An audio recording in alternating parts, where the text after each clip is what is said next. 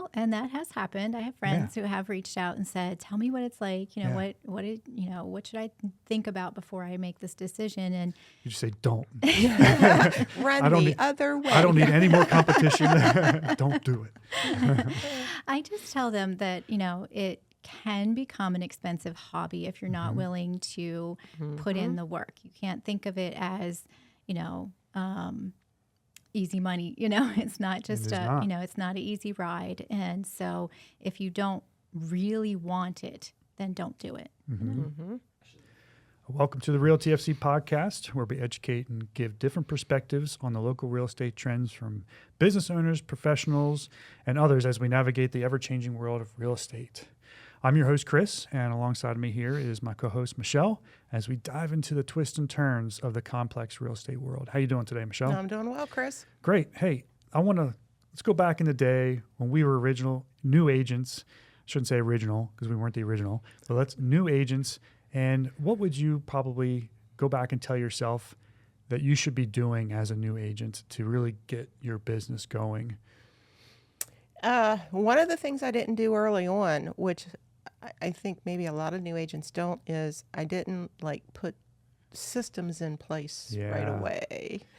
I and honestly, and I know a lot of agents do this, when you get started, you kind of go by the seat of your pants because most of the time you're not really sure what to do. Yeah. You're so used to having that job and someone just saying, here, do this, this, this, and this from 9 to 5 and go home. Right. You're used to somebody telling you, you have to do it this way. Yeah. And I think having the independence of having your own business as a realtor, it takes a little while to become disciplined, but you have to have a lot of discipline. Yeah. Yeah, and it helps, having another agent, trying to hold yourself, or just hold yourself accountable. It takes a unique person, I think, to be in this business, because you are a contractor, and like you said, you're essentially your own business owner. I know you might work for a brokerage, but you're on your own for the most part. Of course, the brokers will offer education and all that kind of stuff, and you can go to education, you can learn the systems inside and out. But like I always tell everyone, the hardest thing about this business is finding the client. Because if you don't have a client, you don't have a the rest of that really doesn't matter. Right.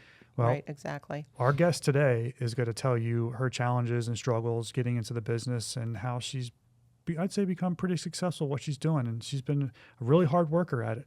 I knew she would be. Yeah. And I'm proud to say, her name is Valerie, and she's one of our agents here. Yeah. So I'm excited to bring her on. And so let's welcome her to the show. Okay.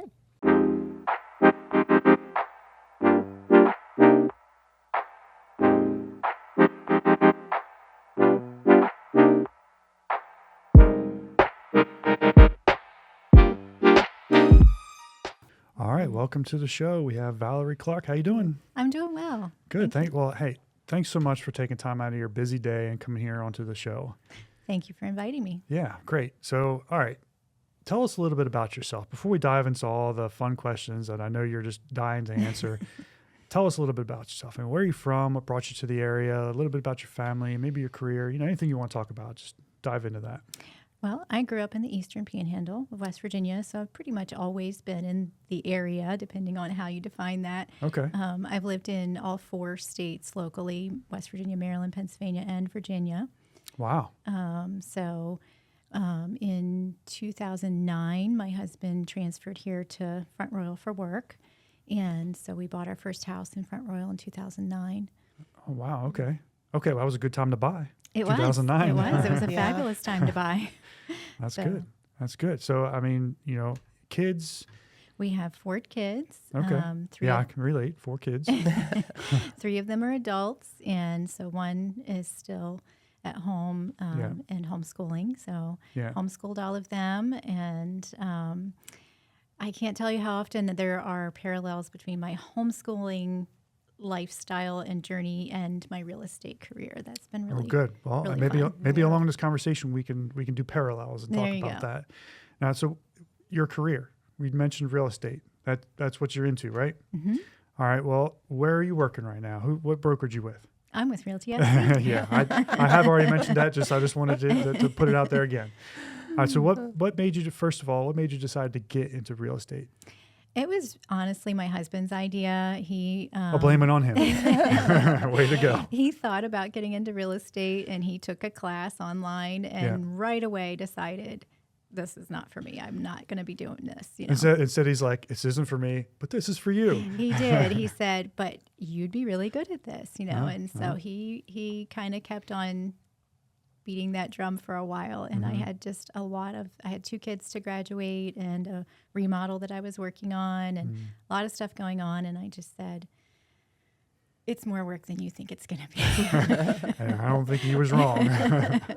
I said, it's not the right time. But then when some of that stuff got cleared off my plate, I thought, you know what? I really need to give this a try. And I took Michelle's class, the Mosley class. I was one of her students. And she was one of my prize students, as a matter of fact. I mean, I've had a few, but for all those other students listening. No. I mean, I've had a few. She's not the only one, but she was. They've all been great. I knew she would do well. So. Yeah. So I just really did enjoy it. I enjoyed the material. I enjoyed learning, and it did seem like a good opportunity. Yeah. Okay. Great. Are you happy with that decision? I am so happy with that decision. Okay. With both being a realtor and joining Realty FC. Absolutely. Yes.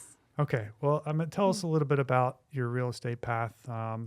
What properties do you get involved with? Because some realtors come on board, and they, sometimes they'll focus on. But talk a little bit about, your path becoming new and what you've focused on as you progressed. So most of my transactions have been land. Which is unusual, by the way. I will point that out. I have at least, 3 or 4 clients that have been very interested in land. And it's been, it's different than selling a house because, there's a learning curve as far as septic systems, the septic, the well, that stuff's not already established. If you have you're buying a house, that's there, and you can hire an inspector, or you can find out if it works. And with the well and the septic with land, there's so many unknowns. So, yeah, that is pretty challenging. And you take the real estate class. From what I remember, which isn't a whole lot about the class, but I don't think they touch a whole lot on like the particulars about purchasing land like they do, or maybe just because people have more experience with buying homes, buying and selling homes, that they just don't really know all the ins and outs of land. So it's certainly, as a new agent, or even as anyone buying or selling or really buying, it's overwhelming when it comes to land. People just say, oh, I want to buy land.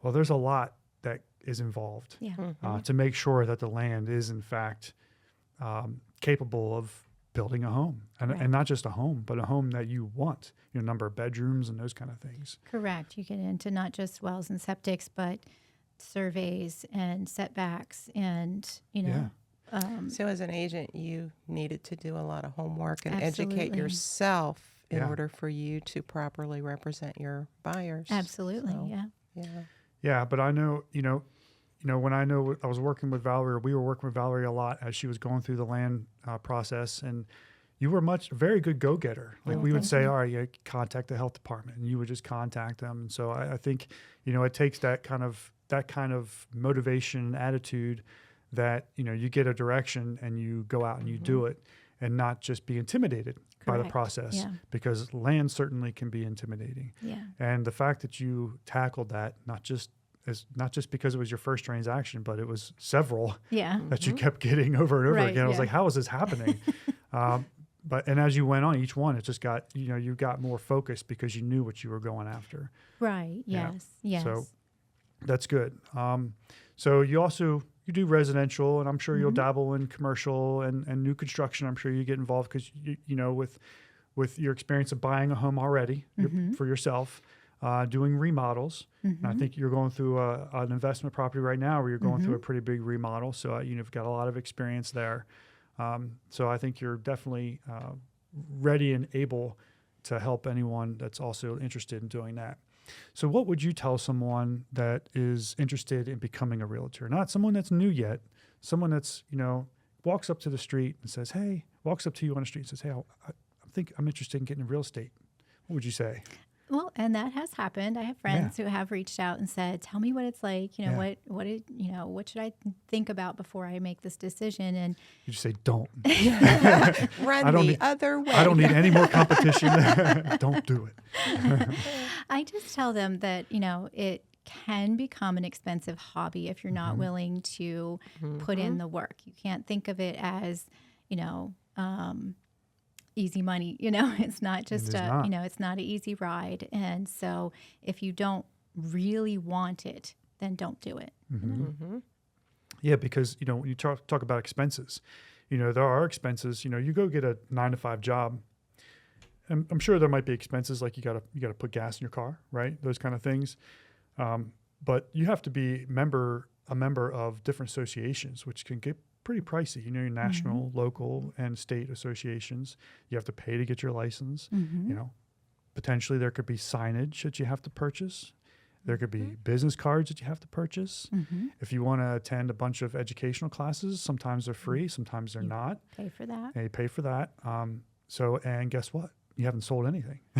Correct. So that's a lot of outgoing without any incoming. And you're only commission based.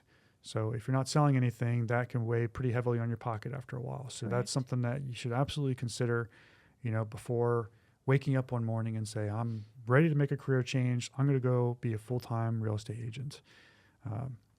So I think that's good information. Now, what are some of the challenges that you faced that you'd like to share as when you became a new agent? So I'll touch on something I thought of just as you were talking, comparing to a 9-to-5 job.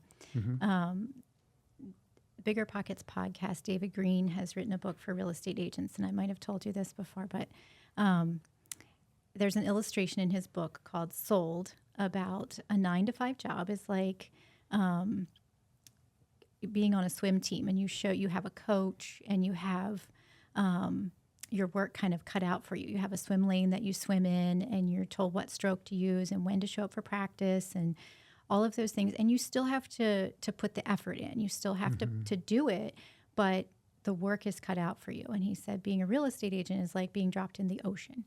And you have to find a direction. You have to know when to swim and when to rest. And you have to, there's a lot of freedom in that, but there's also a lot of challenges. And you could be swept out to sea if you're not willing to put the work in. So yeah, if you'd have used that analogy to me as being a first-time real estate agent, there's nothing fun about being dropped into the ocean. I would have been like, okay, you know what? It's not for me then. So it's not for me. Sharks, no thanks. Yeah. So for me though, comparing again to my homeschooling journey, homeschooling's a lot like that. Like you can be a parent and put your kids in school, and, you still have to be the parent. You still have to put in all the effort, but it is kind of cut out for you. You follow the program that's set for them. And homeschooling, you have to be the principal and the teacher and the guidance counselor and the cook and the janitor, and you have to figure out all of those things. And you have to put the effort in. You have to pick a direction and go in that direction with your kids. So that was very familiar to me when I read that. And so, it's when I began to see the parallels for, I kind of feel like I was prepared for that more than I would have with a 9-to-5 job. You're homeschooling and you're doing real estate full time. You're renovating. Where do you find the balance? How do you get all of these projects completed? Yeah, that's a good question. And, I thought about that a lot in the beginning about the quote unquote work-life balance. And I had other agents say to me, like, be careful, it'll take over your life, Yeah. And in the beginning, I said, my ordinary life is taking over my life. I don't have time for real estate, And so the balance has tipped, probably the other way a little bit. I spend, a good bit more time working now than I have, but I'm very focused when I spend time with my family. I compartmentalize my day so that when I'm working, and when I'm with them, I'm with them, so. Yeah, I mean, you brought up a lot of good points there. Coming into the industry, having the mindset of, putting, aligning what your tasks are every day, and albeit being new, you didn't quite know what those were, but I think with the mindset of I need to get to that point, I think is what has been a huge benefit for you. A lot of folks they'll pass and get their license, and then it's like, okay, now what? And just kind of stop there, Right. And not take it on, with the idea of what should I, asking themselves, what should I be doing? What can I do to find out what I should be doing? And just kind of coast along and think something's just going to happen. I think for me, I didn't start as a real estate agent at 19 or 20 or 25. I don't have a 40-year real estate career ahead of me. I knew from the beginning I have a 15, maybe 20-year real estate career, and every day counts. Every day counts, and so, I just feel like if I can make the most of this day, if I can get up a little earlier, work a little harder, and accomplish something important today, then that will benefit me, in the future. Yeah. Yeah, I love how you've taken right from the beginning. You took the initiative to. I know you've attended a lot of networking. You've gone to education, different meetings. Yeah, correct. I've been You've pretty busy. met so many people in the Yeah. industry, not just realtors, but lenders, Correct. Yeah. other vendors that can help you. What would your advice be to a new agent as far as that goes? Is that important to your business? In real estate, I would say relationships are everything. The networking and the relationships are the biggest factor. It's just has helped me a lot to be around people who are working hard, who do want it, who want to succeed and have the experience to put behind that and have shown that they can succeed in this business. Yeah, I think you hit the nail on the head when Yeah. you talk about relationships. That's our motto. It's not just a transaction; it's a relationship.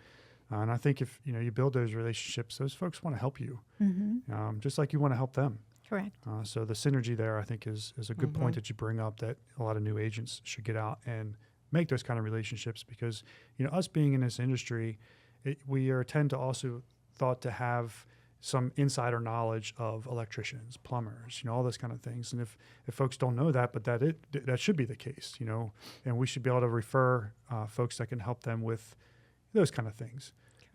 So yeah, I think building those relationships is good. So we talked about some of your challenges. How about some of your success stories? You have anything you want to share there? My biggest success stories, I think, are the reaction from the clients that I've served when they are thankful for the help that I've gotten for them or been able to give them. I've had the opportunity to work with first-time home buyers, and I adore them. I love them because, it is all new to them, and that's a huge challenge. And they've been so appreciative, and that, I think, is the biggest reward, the biggest success. Yeah, I mean, it's a big decision for folks buying and selling that they don't do very often. So they're not going to know.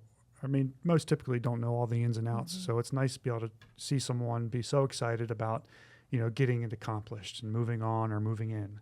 Correct. So yeah, it's very rewarding. And now, if I were to ask you, if you could give one piece of advice to a new agent, I know we've talked about a lot of things that they could be doing, should be doing. If you had to give one piece of advice, what do you think would be? I know it's hard to just give just one. Maybe I'll let you give 2 or 3. But think of a couple pieces of advice that you would tell them to be successful, or not necessarily to be successful, because I mean there's a lot of ways that we could kind of describe success. Define, But to be in the business, what would you advise that they do to really work the system?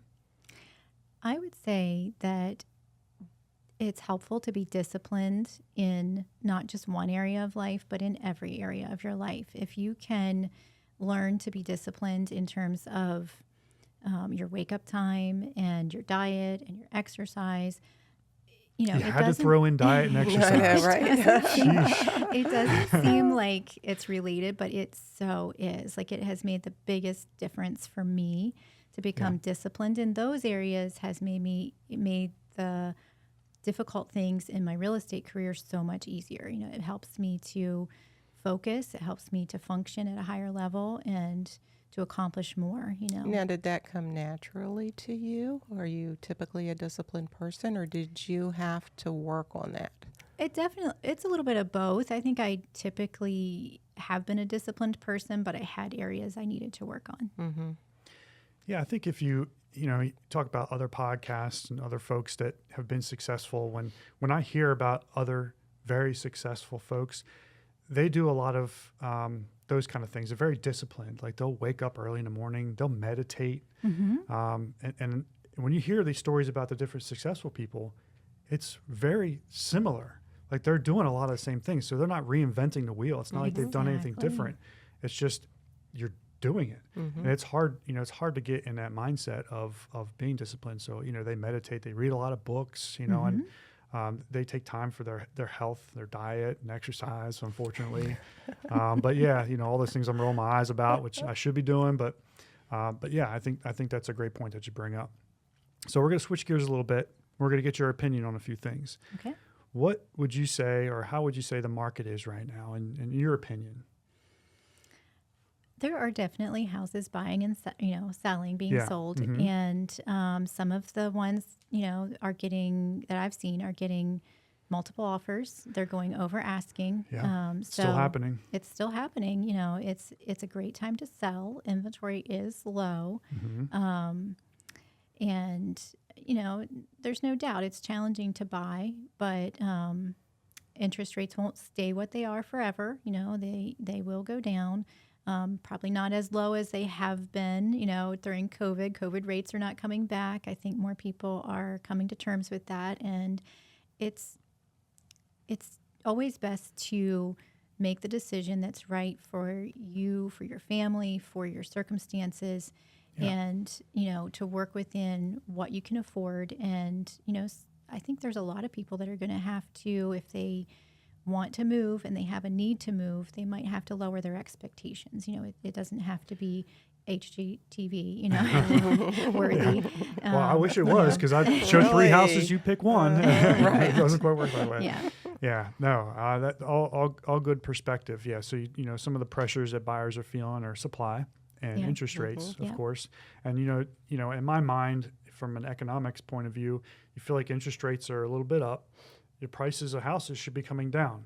I think one of the challenges we're having is that balancing act isn't quite happening yet. I mean, you might see prices starting to feel it a little bit, but if houses are priced right, like you said, you're still seeing multiple offers and offer deadlines and over asking price, offers. So it's, but then there are homes that, if they're a little over market, you're not hitting the demand. Correct. And they're just sitting. Yeah, correct. So it's kind of a little bit of both worlds. Our supply is getting a little better. So, I mean, hopefully that will, alleviate some of the pressure on some of the buyers.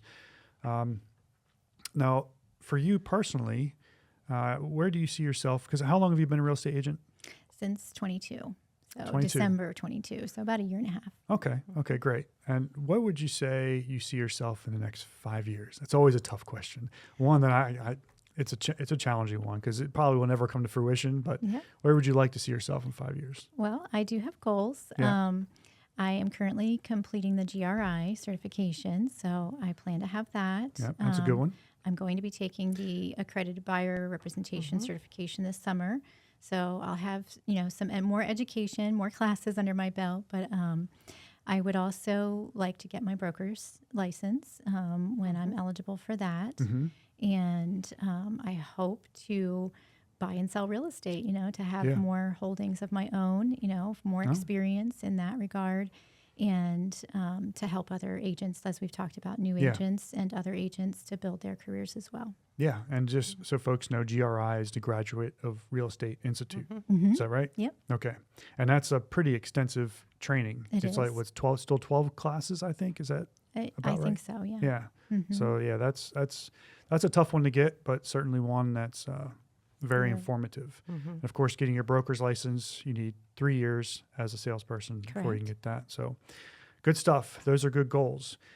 So lastly here, any advice that you would like to give sellers, maybe advice for sellers and advice for buyers to navigate through a real estate transaction? Anything you want to offer up to them before we wrap up?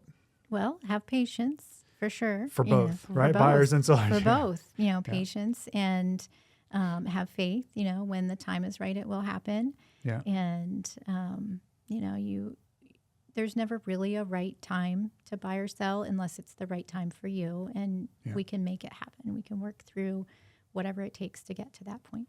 Yep. And if you're selling, we strongly encourage Absolute Altitude for taking professional photos. Absolutely. Absolutely. Got to have those as a seller these days. So, okay, awesome. So if someone wanted to use you as the buyer agent or seller agent, how would they get in touch with you? Well, you can always call or text my cell phone, 540-336-7746, or send me an email, valnicoleclark@gmail.com. The Val Clark. Okay, Valerie, thanks so much for coming on to the show today. Thanks, Val. Thank you. It's really been great. enjoyed Now, it. hopefully someone out there is, that was on the fence about being a real estate agent. Hopefully we haven't scared them too much, but you definitely need to think about, all the pros and cons before you jump into another business. Absolutely.